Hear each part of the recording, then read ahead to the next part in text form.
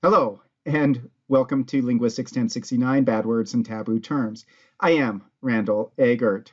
I've been teaching this class for a long time now, since I think about 2006, and I'm going to start this by asking a question that I've asked since the beginning, since day one. So to start with, I want you to think about your native language. So that first language, the language that you grew up speaking. For most of you, it's probably English, but for others of you, it might be French or German or Chinese or Korean or Borshosky. I want you to think of that first language, search through your mental vocabulary, and think of the most taboo word you can think of, the worst of the worst, the one that makes people's teeth grind when they hear it. So I'm going to give you a moment. I want you to come up with the worst word from your native language.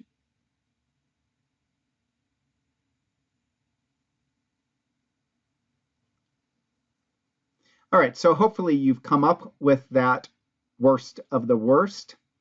Now I'm going to ask you a question about that word. Would you use it? What I mean is, would you say it to somebody and mean it? For some of you, you might say, yeah, it's part of my vocabulary. Of course I'd use it. But I expect that for many, if not most of you, the answer is no. That's my answer. There are words that I find too offensive to use. So I just don't use them. They're part of my vocabulary, but they're not something I would ever say to anybody. So now let me follow up with another question. Would you say it? So imagine, just for an example, that you were taking a class on bad words and taboo terms, and that your professor asked you to stand up in front of the class and say the worst word that you could think of from your native language. Would you do it? Could you do it? Could you stand up in front of a class and say that word? Again, expect some of you could, but I expect that a fair number of you could not. You just couldn't bring yourself to say that word. And I'll be honest that when I started teaching this class, I would come to certain words that we wanted to discuss or I wanted to discuss, and I had to kind of force those words out of me. They were just simply hard for me to say. And that's the case for a lot of people. There's a distinction that we're going to be making between using a word and mentioning the word, that is, talking about the word. So before we talk more about this, I think this is a good time to pause and just say something I'm kind of bound to say, legally bound to say for this class, and that is that I do not accommodate for language in this class.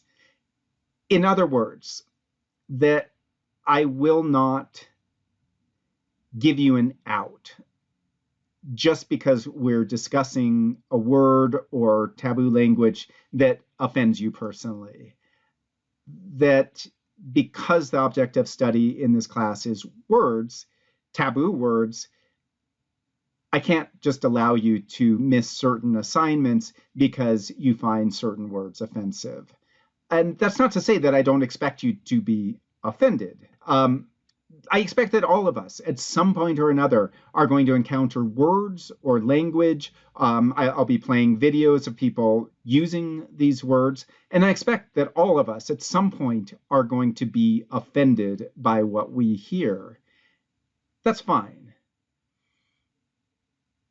Now, I will note that I will not use any words in this class that I wouldn't use in any other class.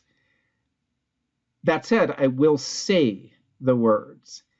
And I'm aware that as a white, heterosexual, cisgender man, there are certain words that I should not use, and in many situations, I should not even utter.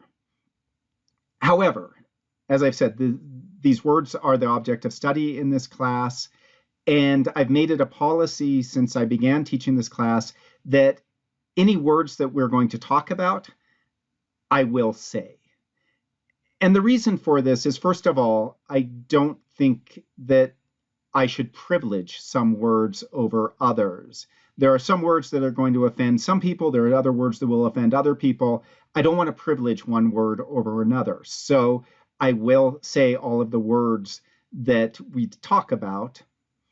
I won't use them, but I will say the words.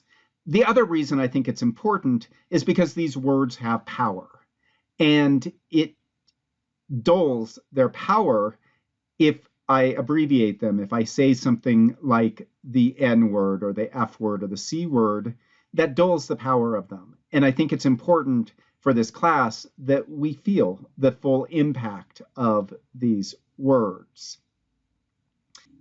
Another thing that I want to talk about is I want you to think about your own sensibilities. If there are words that are so offensive to you that you're just simply not going to be able to learn in this class if you hear them, I understand that, but this class is not for you in that case. So if you find taboo words so offensive that you simply couldn't take it, you couldn't talk about them, you couldn't discuss them, you couldn't hear other people discussing them, I'm sorry, but you should drop the class. On the flip side, if the only reason that you're taking the class is because you think it would be amusing to hear a professor talking about dirty words and you're just in the class for giggles, this isn't the class for you either. Drop the class. I do expect you to take this material seriously. How we are going to learn in this class. It is a fascinating subject. I want you to step back for a moment and think about what we're studying here. When you look around the campus, so much of what we study on college campuses is what it means to be human. It's being human is endlessly fascinating to humans. And language is a window into understanding what it means to be human. And in particular, we can learn a lot about what it is to be human by looking at what we consider to be taboo in language. Other animals have a way of communicating, have ways of communicating, but no animal has the even close to the level of sophistication of human language.